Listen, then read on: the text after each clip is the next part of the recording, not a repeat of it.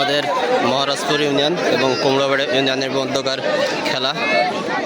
গোল শূন্য ড্র হয় পেনাল্টি।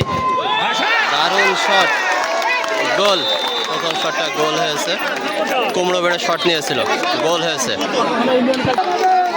আমাদের মহারাজপুর ইউনিয়নের হয়ে শট নেবে নাহিদ। দেখা যাক দলীয় ক্যাপ্টেন নাহিদ, দেখা যাক নাহিদ গোল দিতে পারে কিনা, সেটাই দেখার বিষয়। শট নিতে যাচ্ছে নাহিদ,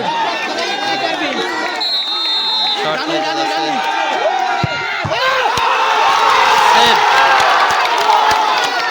গোল দিতে পারেনি নাহিদ। কুমড়োবেড়ের পক্ষে দ্বিতীয় শটটা নিতে যাচ্ছে, মিস করেছে কুমড়োবেড়ে। দ্বিতীয় শটটা মিস হয়েছে। মহারাজপুরের হয়ে দ্বিতীয় শট নিতে যাচ্ছে চয়ন। দেখা যাক, চয়ন হওয়ার পর দুইটা শটই সেভ দিয়েছে নাহিদ এবং চয়ন, দুইজনই মিস করেছে।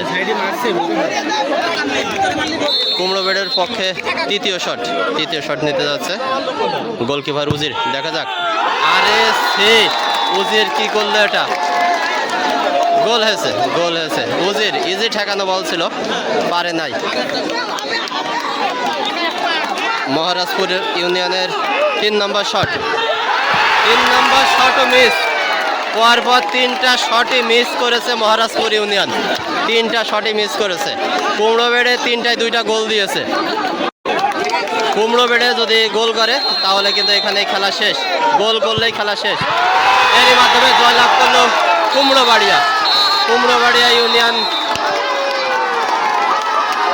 4টায় 3টা, মহারাজপুর ইউনিয়ন 3টায় 0। আপন ভাই, ঠিক আছে ভাই।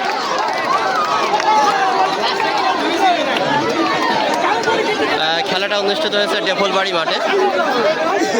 আগামীকাল গান্না ইউনিয়ন এবং পাগলাকান্না ইউনিয়নের মধ্যকার খেলাটা অনুষ্ঠিত হবে।